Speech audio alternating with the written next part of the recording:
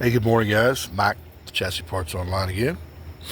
I'm out here on this 56 again.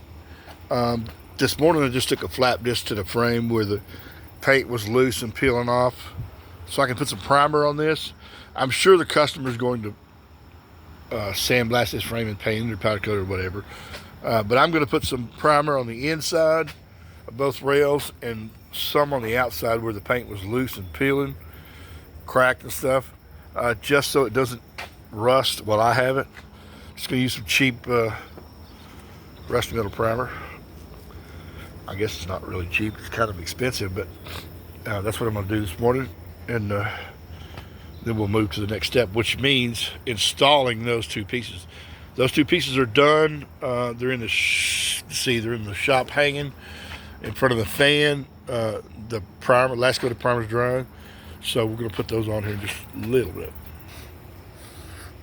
and that will take care of that for now. We'll let that dry. Out here, outside it's pretty warm out here, about 90 degrees this morning. Hope you guys had a good 4th of July weekend. I did, but I did work every day this weekend.